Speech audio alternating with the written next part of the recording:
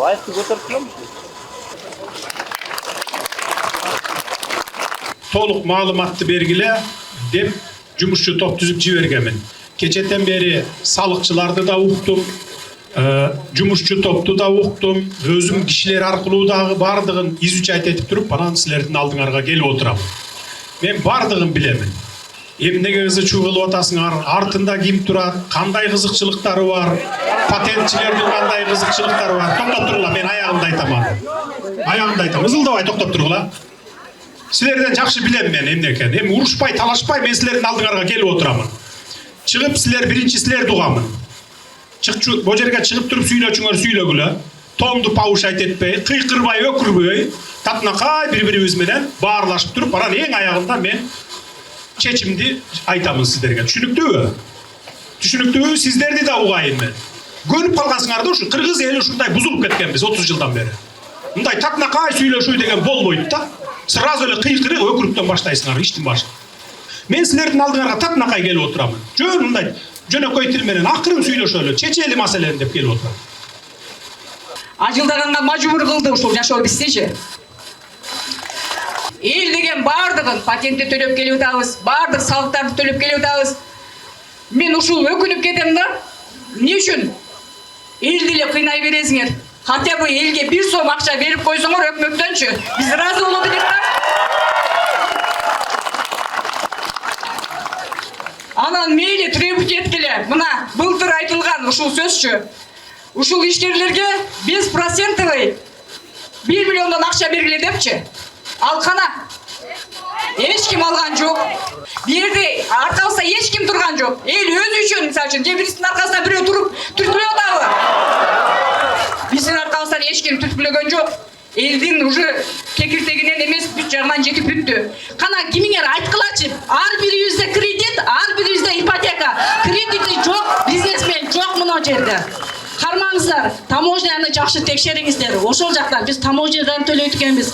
Анан келип складтан төлөйт экенбиз, анан местадан төлөйт экенбиз. Анан бизден алган оптовиктер төлөйт экен. Бир товарга 4 жолу төлөп атабыз налогту. Бул эч жерде жок. Анан Россияда же башка мамлекеттерде баарында оптовый рынокто ККМ дейт. Эч жерде жок. Мына мен өзүм иштеп келгенмин. Оптовый рынокто ККМ эч качан болгон эмес, болбойт дагы. Удобный эмес ал. Иштегенге эч кандай болбойт ал жерде. Бизге ошон үчүн патентти калтырыңыз. Патент бизге удобный. Баягы өзүңүз сиз жумушка келгенде айткансыз. Бир нерсени бүтүрүш үчүн көптөгөн кагаз бюрократия экен деп, ошону жок кылыңыз. Биз иштейбизби же кагаз толтуруп эле жүрө беребизби? Байытып атабыз, Өзбекстандан товар алып келип атабыз. Харбозго барып атат биздикилер айла жоктон. Ошондой эле биздин проходдо деле кредиттен кредит, баарыныкы карыз, баарыныкы астата калат. Кытайдан товар заказывать этсек, 5 товар ходовой болсо, 20 товар не ходовой келет. Биз деле кыйын мындай маселенин маңдайында турабыз. Ошо биздин суранычыбыз. Патентти жакшылап карап, патент боюнча калтырып берсеңер, разы болот элек.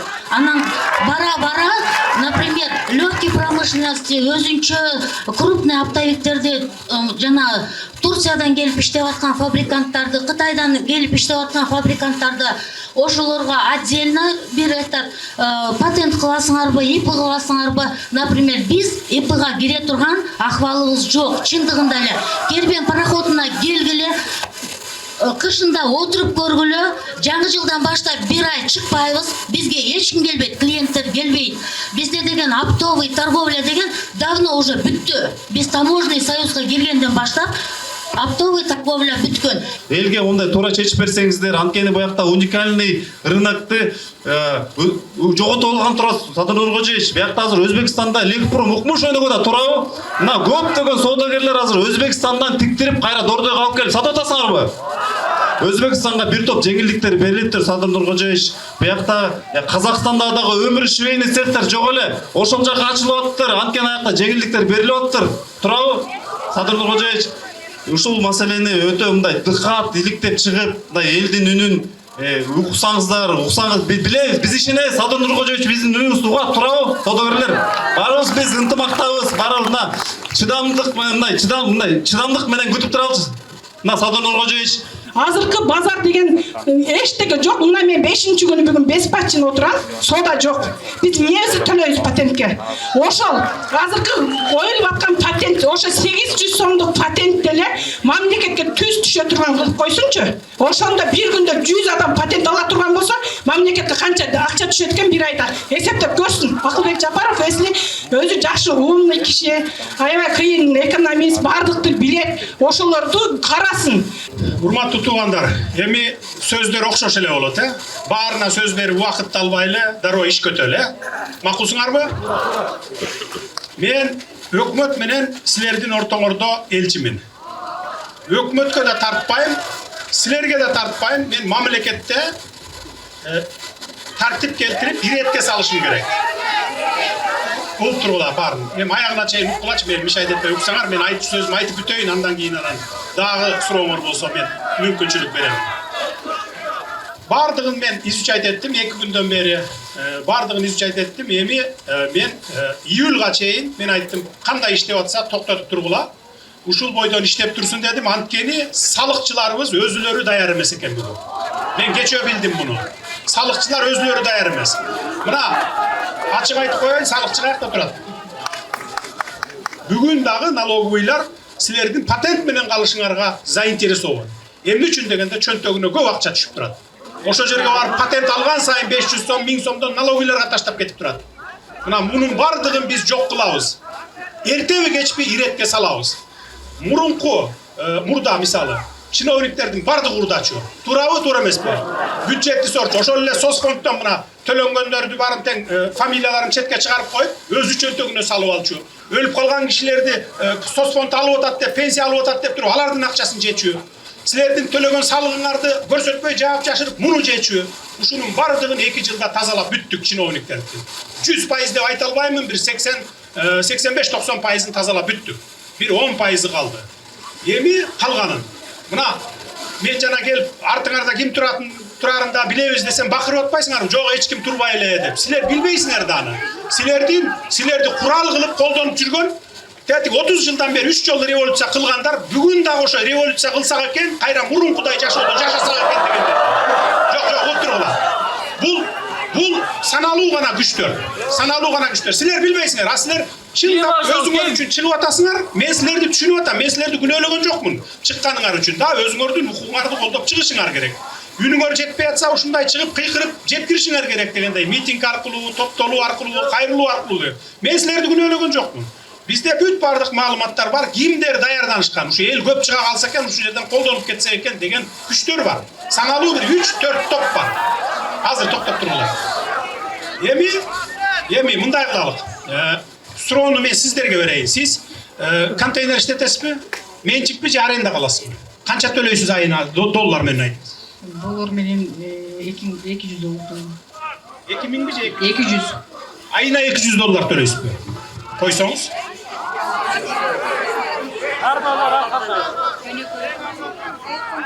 Чындыгын айтыңыз. Мындай да туугандар.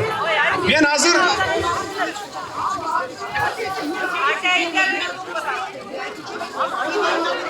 Жо, контейнердин арендасын сурап атам мен. Менчикпи өзүңүздүкү? Контейнериңиз менчикпи? Аренда бирөөдөн аласыз, эшматтан аласыз. Эшматка канча бересиз? 200 доллар. Барбы ушунда 200 доллар төлөйсүз? Сиз канча аласыз? Канча төлөйсүз арендасын? Кесимде 10 000 сом. Дордойдо диги жана айтты го 18 000 20 000 төлөйм деп. Барбы ушундайлар кол көтөрүлөчү? Мен өзүм Азиесте турам. Ошо балдарымдын возврат болуп келген товарларын алып сатам Азиесте. Менин контейнерге төлөгөн баам 8 000 сом төлөйм айына. Менин балам ошо Дордойдун ичинде минус 3-чү проходдо турат. Айына 6 айга 18 000 төлөштү. 18 000 доллар. Менин балам, өзүмдүн балам. Bir ayga эмес. 6 айга период. Bir ayga 3000 dolar болуп ошондо 3000 доллардан менин балам ал мен өзүм ошол жерде туруп ыйлагдай болдум ошол акчанычы кредит алып төлөдүм мына ушул туурабы Көрдүңөрбү туугандар мына? Азыр араңардан ким ушул 3000 долларга контейнерин арендага берет ушуларга десе келбейсиңер. Чыкпайсыңар бирөөңөр да. Туурабы же туура эмеспи? Биз силерден мына силерден эмес, сизден эмес, контейнерде отуруп аткандардан. Биз ошол 3000 долларга, 5000 долларга чейин арендага ай сайын берип аткандардан салык төлөгүлө деп атабыз. Алар алат да чөнтөгүнө бүттү кетти. Бир тыйын салык жок. Бир тыйын салык жок. А биз силерге карапайым элге мына. Мен былтыр келгенде айткам, эгерде ККМ кире турган болсо, 8 миллион сомдон товарың ашпаса, товар оборотуң. Бир тыйын төлөбө, патент да калба дегенбиз. Патент да алба. Эч отчет бербейсиң, ушундай кылып. Логический меселерден сурап атам. Мен өкмөттү айтып атам, элди кыйнабый бергиле. Эгерде 8 миллиондон ашык болуп ата турган болсо, ашып кетип ата турган болсо, көпчүлүгүнүкү. Анда 15 миллионго көтөрүп берели деп атам. 15 миллионго көтөрүп берели, 15 миллиондон ашпаса, бир дагы патент албасын деп атабыз. Силер азыр 5000 сомдон, 4000 сомдон патент алып атасыңар да, жылына 50-60 миң сомго. Biz ошону да жойгула деп атабыз. Ылдыйжак кедейлер байып алсын деп атабыз. Байлардан салык алалы деп атабыз. Мен ушундай десем мына, бияк 1,5 миллион болот дейт. Канча төлөйсүз жылына ошондо патентиңиз канча айына төлөйсүз? Патентти мисалы үчүн деген эмес менен 1800. 1800 айына аласыз, Ошондо 10 миң, 18 миң 10 айдыкы где-то бир 23-24 миң сом акча төлөйсүз. Биз 48 миң төлөйсүз. Ошол 48 миңди неге төлөп атасыз, если сиздин товар оборотуңуз 8 миллиондон ашпаса? Макул 15ке көтөрүп берели, 15 миллионго мисалы. Көтөрүп берели да. Неге патент аласыз? Бекер сатпайсызбы? Жана да сөз болду, бюджетке прямой түшүрүп койсоңор жакшы болот эле. Азыр төлөмдөрдүн бардыгын биз карап отурабыз. Бир тыйынды силер төлөгөн, официалдуу түрдө төлөгөн бир тыйын башка жакка кетпейт. Түп-түз келип туруп бюджетке түшөт. Эч кандай. Мен ошону камсыз кылып атабыз. Биз ошону камсыз кылып атабыз. Бай бергиле деп.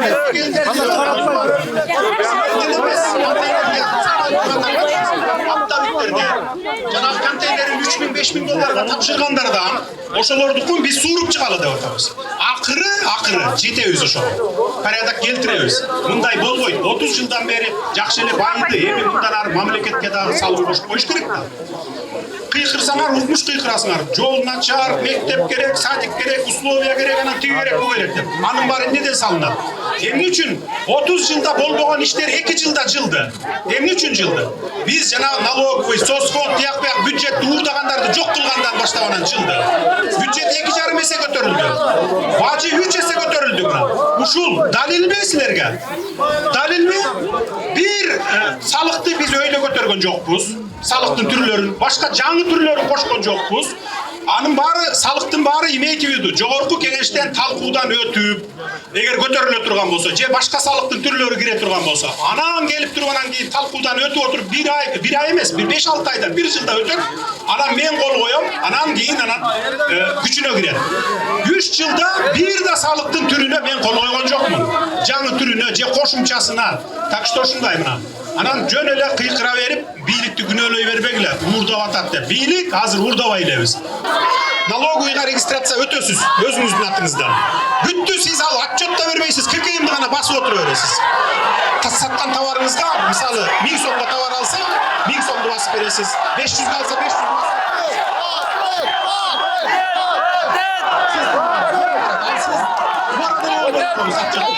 көрүнүп турат, биз 15 миллиондон ашса сиз айтабыз. Эжеке, мына сиздин товар оборотуңуз бир жылда 15 миллиондон ашты. Эми 0,1% ушу 15 миллионго бериңиз деп. 0,1% бул процент деле эмес. Силердин жана төлөп аткан патентиңер менен эле барабар болуп калат. Даже андан аз болуп калат. Мынакей, мен салыкчыларга, өкмөткө бүгүн эртең менен тапшырма бердим. Акылбек Өсөнбекович, азыр токтоп туруңар. Силер азыр бүт базарларды, бүтүндөй базар республикада онлайн режимге коюш үчүн полный ревизия кылып жасап чыгасыңар. Ар бир контейнерге номер бересиңер. Анан кийин июлга чейин ушунун бардыгын мен өзүмдүн могу компьютеримден ачып көрүп отургандай болоюн. Түшүндүңөр, Кайсы контейнер канча төлөп атат? Кожоюну ким? Kançaga arendaga bergen. Oşo koca oyunlardan alasınlar. Arendaga bergen koca oyunlardan. Düşündüңөр he? Силер бул сатып отургандарды кыйнай бербегиле. Силер арендага берип коюп, чит түкүрүп 570 менен митингдер кажылап жүргөндөрдөн алгыла. Карапайым элден албагыла. Тийбегиле карапайым элге. Карапайым элге 8 эмес 15 миллионго чейин көтөрүп берет. Мен бүгүн Акылбек Өсөнбековичке айттым, тапшырманы берди. 15ке көтөргүн деп. Эгерде ошончо Бул жерде патент, анан аренда контейнер, анан дагы башка нерселер сөз болуп атат. Эмне үчүн конкретно ККМге же болбосо өзгөчө режимге биз каршыбыз. Себеби ККМ, ошол эле ККМ, ошол эле өзгөчө режим ишкерлерге бут тосот, ишине бут тосот. Мындай кассовый аппарат бул жаңылык эмес. Сайыз убагында да болгон кассовый аппарат, сайыз убагында ЭТТМ болгон, сайыз убагында дагы эсеп счет фактура болгон. Сайыз убагында да эгер өзгөчө режим менен тааныша турган болсок, ал жерде айтып атат. Биз алдын ала 4 миллион, 8 миллион, 15 миллион, же 100 миллион оборот кылам деп алдын ала тандап алышыбыз керек. Мына ушундай. Тандап алабыз дагы ошону менен катар ай кааласак ай сайын, кааласак бир жылда төлөйбүз. Бирок бизге ким гарантия берет, биз ошо жыл ошо сооданы жасайбызга? Ким гарантия берет? ККМден айланган акча 8 миллион болобу, 10 миллион болобу? Бул прибыль деп ким гарантия берет? Ал жерде остатка деген нерсе бар. Товар кечигип келүү деген нерсе бар. Товардын сезону 15 күн же 1 айлык. Ал сезон өткөндөн кийин ал товар кийинки жылга калат. Кийинки жылга калган товар 1000 сомдук товар 100 сомдон неликвид деген жакшы базарыбыз бар, ошол жака кетет. Так, патент кайсы жылы кабыл алынды эле? Туура эскирди. Эскирген жок. 2005-жылы дагы ККМ киргизебиз деген. Ошондо эмне болду? Кордойго базар ачты казактар. Келгиле бул жака деди. ККМ жок. Анан ошондо айна ККМ токтогон. Бул ККМ ишкерди жыгытат. Ишкер жыгылгандан кийин кыргыз экономикасы талкаланат. Жооп берчү кишилер кетип калат. Эл жыртык деп иши менен калып атат. Бизди сизге жардам бергибиз келет, ишкерлер. Биз мына дагы бир суроо айтып атат да. Патент менен эле кутулуп кетип атат булар 5000 сом чоң акча айландырган, чоң оборот кылгандар деп. Чоң оборот кылыш үчүн чоң товарды таможнядан алып өтүшүң керек. Чоң товарды таможнядан алып өтүш үчүн чоң бажы төлөмүн төлөшүң керек. Анан кийин келет. Ошондуктан бул ошону менен олтуруп, могу жерде базарда иштебекке тиешеси жок дейт. Эң акыркы үйдө отурган ушул жерге bir сода келип кетейин дегенге ошол товар 1-2 эсе, 2 эсе, 3 эсе болуп колуна тийген ошондон. Себеби андан сырткары жер арендасы деген бар, охрана деген бар. Ошол товарды ташып келген, жийип берген түрлүү кызматтарыбыз бар. Ошондуктан урматтуу Нуркожоевич, биз салык кирет Нуркожоевич, ал жерде энди эстеп түшүндүрүлөт. Ошол салыктын түрүнө келет. Кыйыр салык деп коет. Эгер бул кишилер товарды алып өтпөсө, анда өтпөй калса ал ошо бажы төлөм болбой калат. Мына кумтөрдөн кийин келе ушул дордой деп атат, туурабы?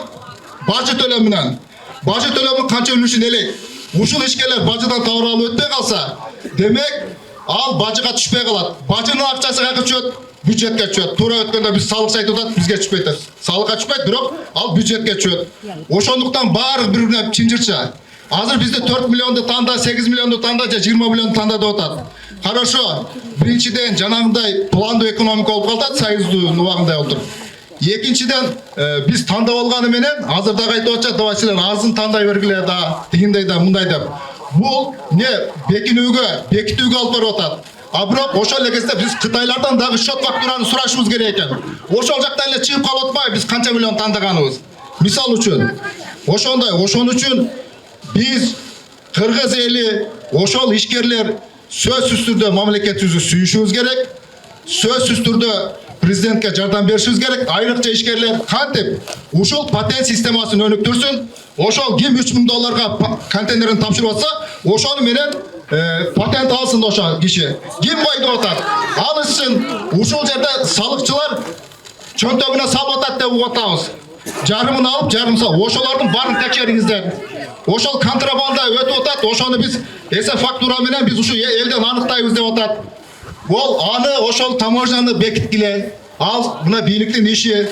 Ошол жактан келсин, бардыгы эң туура өнүгүү болот бул. Ошол. Ушунун жаңы ишканалар ачылсын. Кечке ушу дордойду карап отурабыз керекпи? Жаңы биз бул жактан чыкса кайсы ишканага иштейбиз? Жөн эле чет мамлекетке чыгып кетишке туура келип атат бизге. Ошондуктан дагы бир жолу биз бийликке эмне болгон күндө да ыраазычылык билдиришибиз керек. Келбей койсо дагы биз соодабызды кыла берет болчук. Бирок улам кысылып бараткан акыбал. Ошондуктан рахмат, сиз мен ойлоймун, ушу 6 ай дедиңиз, бирок бунун келечеги жок кыргыз эли үчүн. Кыргыз элинин өзүнүн закондо өзүнүн түшүнүгү болуш керек. Биз Кытайды туурап Сайдыке баланы бербей койбой, же башканы туурап башка кыла албайбыз. Биз кыргыз эли ушу сиз ишенип шайлашкан, ушу кыргыз элине карасаңыз эле бийлик эч качан адашпайт. Эч кандай кийинки үчүнчү күч бизди пайдалана албайт. Биз билебиз, алардын кереги дагы жок. Бийлик сөзсүз түрдө мыйзам менен конституцияны сыйлап өтүрчекисине чейин. Жана андай төлөй албасам өлүп калаймбы деп кетейин дегендей кылбай, жакшына кагып төлөп берип, ошентип иштесе, эл да конституцияны сактайт. Бирок бийлик да ошондой ишке барыш керек. Мен ойлоймун, көп сөз болуп калды окшойт, бирок ушунун баарын айтышка туура келип калды. Мен такырмын калган эмес болчу. Бирок аргасыздык болуп калды, Нуркожоевич. Рахмат. Июлдун 1-ине чейин кандай болсо ошондой иштеп турсун, иштеп тура берсин. Мен азыр өкмөт менен дагы кеңешмеге отурамын. Өкмөт менен салыкчыларды топтоп, силерден делегаттарды жибергиле, отуруп алып туруп кеңешебиз, анан бир чечим кабыл алабыз. Азырынча ошо июлдун 1-ине чейин патент менен эле иштеп тургула. Дордой эч качан 3-чү күчкө берилбейт. Туурабы? Ошону кулагыңарга күмүштүрө. Ошолорго берилбегиле, бузукуларга берилбегиле. Биз Садыр Нуркожоевичти, биздин мамлекетибизди колдошубуз керек. Колдоп келатканбыз. Ошол стабилдүүлүктү биз кармашыбыз керек. Урматтуу эл журт, мамлекетибизди, президентибизди ойлойлу.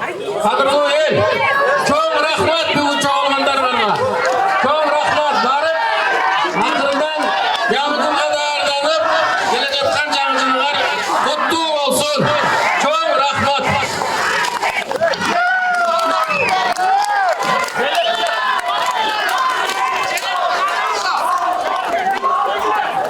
Патент kaldı mı?